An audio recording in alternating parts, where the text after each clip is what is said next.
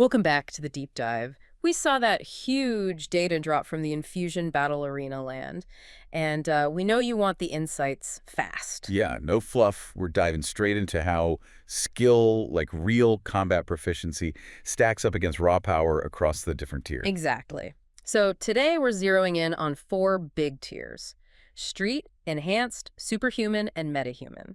We'll break down some key matchups for characters defining those levels. And just a quick reminder on the arena rules, right? It's Yeah. always a neutral setting, no artificial prep time. Nope.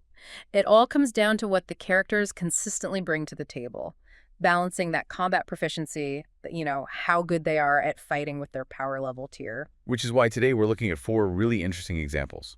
Nightwing for Street tier, Right. Daredevil representing Enhanced tier, Mm-hmm. Spider-Man for Superhuman, A class and one. Wonder Woman holding it down for the metahumans. All right, let's get into it, starting with Nightwing. So Nightwing, you could argue he's like the pinnacle of street tier fighting skill. Absolutely incredible fighter, but he's always bumping up against the limits of what a non-enhanced human can do, right? So what did the data show in his 5 key matchups? Well, the big takeaway for Nightwing is that because his skill is so high, his fights against similarly skilled or slightly powered opponents are decided by incredibly thin mulligans. And nothing shows that better than the first one. Nightwing versus Daredevil. A dead even 50-50 split. Yeah, that's statistically wild, a perfect draw. It's because their core abilities kind of perfectly negate each other in this setting. How so? Nightwing's whole style, the acrobatics, the constant movement, it's designed to overwhelm vision, keep opponents guessing. Right, to disrupt their focus. But Daredevil's radar sense, it's practically built to ignore all that visual noise. It tracks the movement itself. So Nightwing's offense and Daredevil's defense just cancel out. Okay, that makes sense. Now, what happens when Nightwing faces someone with a slight power boost? Deathstroke. Slade takes it 55% to Nightwing's 45%. And that 10% difference, that's pretty much the weight of Deathstroke's enhancements. Mm. His speed, his reflexes, they're just consistently a notch above human peak. So Nightwing's skill keeps him competitive. Oh, absolutely. He makes Deathstroke work for it. But Slade's tactical ruthlessness, that willingness to use lethal force or, crippling force immediately, it breaks through Nightwing's defense just a bit more often than Dick can break through Slade's. Interesting. But when Nightwing fights someone closer to his own level, like Moon Knight, his discipline seems to win out. Nightwing takes that 55% to 45%. Yeah, Moon Knight is pure chaos and resilience. He wants to drag you into a brutal slugfest because he can take the punishment. And Nightwing avoids that. Exactly. Nightwing's smarter about the fight. He uses his superior agility and tactics to control the distance, dictate the pace. He avoids getting bogged down in the kind of brawl where Moon Knight's sheer toughness becomes the deciding factor. He basically outmaneuvers the brutality. And then there's the fight with Red Hood. Very personal. Also 55% Nightwing, 45% Red Hood. Super close. This one's like skill and discipline versus ruthlessness and firepower. Jason knows Dick's buttons, uses guns, aggression. But Dick still takes it. Just barely. Nightwing's greater tactical discipline and, again, that agility edge mean he can often anticipate Jason's moves, disarm him, or counter before Red Hood's more aggressive approach lands decisively. That tiny edge in control makes the difference. Okay, but then we see the power tier ceiling hit hard. Spider-Man, who's superhuman, beats Nightwing 60% to 40%. Yeah, and here, the skill difference almost doesn't matter as much. Nightwing's improvisational style lets him hang with superhumans sometimes, make them look silly even. But not consistently win. Right, because Spider-Man has passive advantages, his reflexes, his spidey sense. They mean he's reacting almost before Nightwing even moves. Add the raw strength difference, and Peter just has too many advantages. He wins 3 out of 5 times, clearly showing that tier gap. All right, moving up a step to enhanced tier, let's focus on Daredevil. His whole approach is built around those heightened senses, the radar, and just relentless pressure fighting. He's all about closing the distance and overwhelming you. But it's interesting how he fares against top-tier strategists, even those technically in a lower power tier. Like Batman. Daredevil only wins 45% of the time against Batman, who takes the 55%. Why doesn't Matt's pressure just overwhelm Bruce? It's a great question. Batman wins because he's a master of so many different fighting styles. He doesn't just stick to one approach. So he's unpredictable, even to the radar sense. To an extent, yeah. Bruce keeps shifting his attacks, his defense. He finds those tiny moments, those angles the radar might momentarily lose track of, or exploits the brief pauses Matt needs. He weathers the storm and finds openings through pure tactical variation. Okay. And a similar result against Captain America. Cap takes it 55% to Daredevil's 45%. Right. With Cap, it's more about his physical advantages combined with discipline tactics.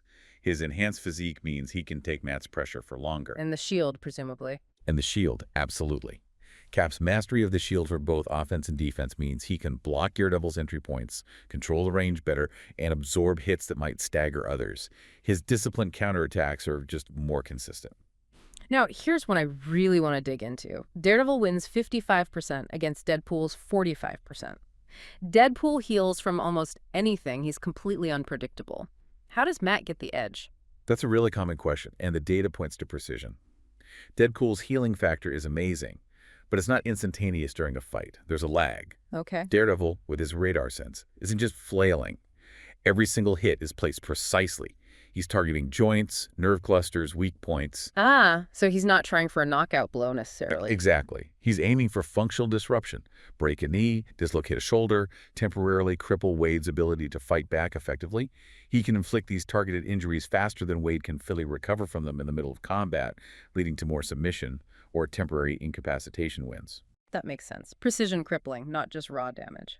Then on the flip side, Daredevil dominates Kingpin 70% to 30%. Yeah, this one's more straightforward. Kingpin is incredibly strong, incredibly durable, but he's comparatively slow. And Daredevil is anything but slow. Right. Matt's speed, agility, and reflexes basically nullify Fisk's main advantages. He can dance around him, land hundreds of strikes, avoid getting grabbed. Kingpin's durability doesn't help much if he can barely land a hit. Okay, and wrapping up Daredevil's section, him versus Moon Knight again. DD takes this 55% to 45%. Similar dynamic to Nightwing versus Moon Knight, but Daredevil's advantages are different. Moon Knight brings that ferocity and resilience. But Daredevil's radar. Daredevil's radar and his more refined surgical technique Yeah. let him anticipate Mark's rushes, parry more effectively, and find openings more consistently. His skill set is just slightly better equipped to handle Moon Knight's specific brand of chaos. All right, now we jump up significantly in power. Superhuman tier, Spider-Man. That combo of speed, strength, agility, and the Spidey sense. It's a massive package. And this is where you really see those power tiers acting like hard walls against lower tier opponents. Look at Spider-Man versus Batman. Spidey wins 65% of the time. Wow, 65 to 35. So even Batman, the peak strategist, only pulls off a win roughly 1 time in 3. Pretty much. Batman's skill might let him survive for a bit, maybe even land a few tricky hits, but the spider sense is the killer app here. It negates the traps, the ambushes. Almost entirely. It gives Peter that pre-warning. Combine that near precognition with strength and speed far beyond Batman's, and Bruce just gets overwhelmed most of the time. Peter's faster, stronger, and knows what's coming. Okay, what about against another enhanced fighter? Captain America. Spider-Man still wins. 55% to 45%. Closer fight. Much closer. Cap's skill, his experience, and that shield definitely keep him in the game. He can block webbing, absorb hits, even tag Spidey sometimes. But Spidey's speed and unpredictability win out. Yeah, that 10% edge comes from Peter's sheer agility and unorthodox style. He attacks from weird angles, changes direction midair. It's incredibly hard for even someone as disciplined as Cap to consistently defend against. Makes sense. Next up, Spider-Man versus Luke Cage. 55% for Spidey. Cage is basically invulnerable, though. How does Peter deal with that? It's finesse versus brute force. Cage wins if you can grab Peter, corner him, land those power hits. But Peter doesn't let him. Most of the time, no. Peter uses his agility, his speed, and crucially his webbing. He uses webs to control the environment, swing around, create distance, temporarily blind or bind Luke. His mobility is the key. He just doesn't let Cage impose his strength advantage. Okay, now for a classic rivalry. Spider-Man versus Venom. Again, 55% for Spider-Man. But doesn't Venom famously cancel out the spider sense? Shouldn't it be closer? That's the key nuance, right? Yes, the symbiote masks Venom from the traditional danger warning of the spider sense.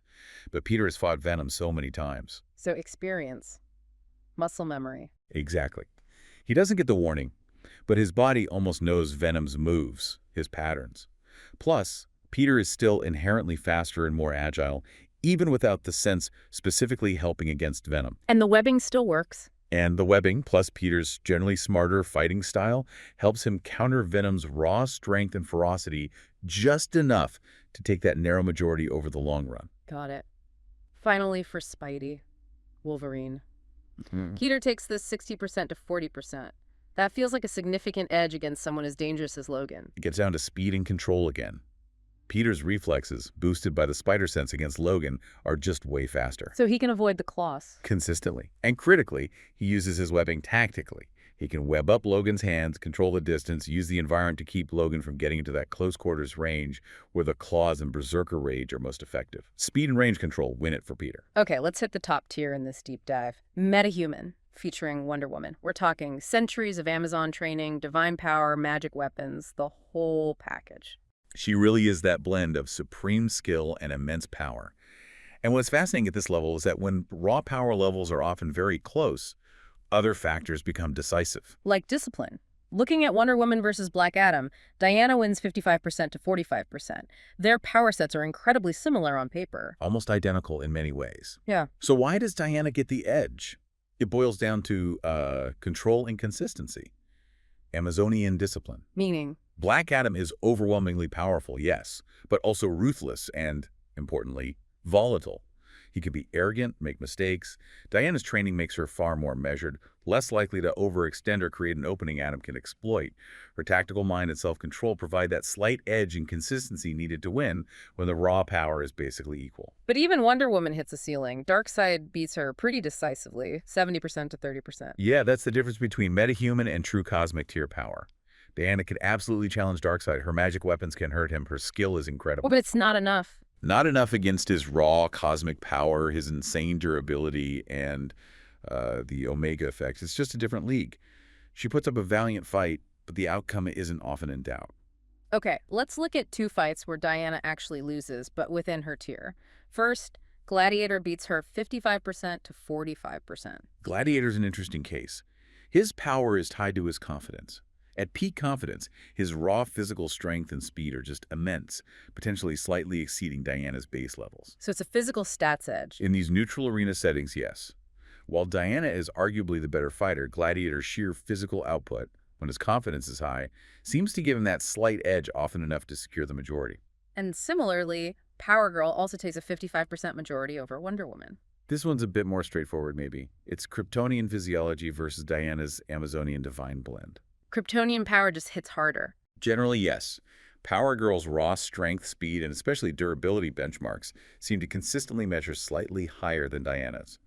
Diana's skill and weapons keep it incredibly close. A 45% win rate is huge, but Karen's slight physical superiority gives her the overall edge. Got it. And to round out Wonder Woman, she faces Zealot and wins decisively 65% to 35%. Right, and this clearly shows the gap between even an elite peak human warrior like Zealot, who's incredibly skilled, and a true metahuman powerhouse. Zealot's skill isn't enough. Not against Diana's metahuman strength, speed, flight, and resilience. The physical advantages are just too vast for skill alone to overcome in a direct confrontation like this. #outro. Okay, that was a really granular look across the tiers. What really stands out to me is how, down at the street and enhanced levels, fights turn on these tiny skill interactions, like Daredevil's precision versus Deadpool's healing, or Nightwing's movement versus Daredevil's radar. Absolutely. It's about those specific counters and tactical advantages.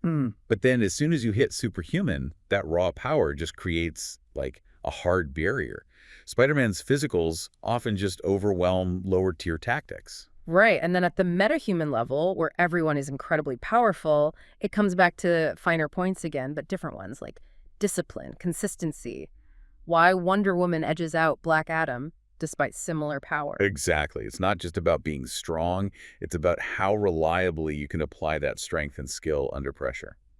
So, looking ahead, next time we're diving back into the arena data with another set of fighters. Robin, specifically Tim Drake. Ah, interesting choice. Wolverine again, but maybe focusing on different matchups. Hulk the Child or Savage version. Okay, big power jump there. And Martian Manhunter. Oh, John Johns. That'll be a fascinating one. Skill versus versatility versus raw power. Definitely. So we'll leave you with a thought experiment, circling back to that perfect 50-50 split between Nightwing and Daredevil. The statistical anomaly. Right.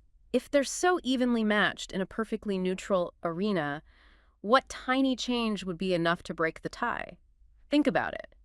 Would slightly altering the environment, maybe making it dead silent, overloading Daredevil's senses be enough? Or maybe something internal. Like, what if Nightwing goes into the fight just slightly unfocused, maybe worried about something else? Exactly. Which subtle shift, environmental or emotional, would require the least effort, but guarantee one of them starts winning, say, 55% of the time instead of 50? It really highlights how context, even tiny changes, can shift these incredibly close matchups. Something to chew on until next time.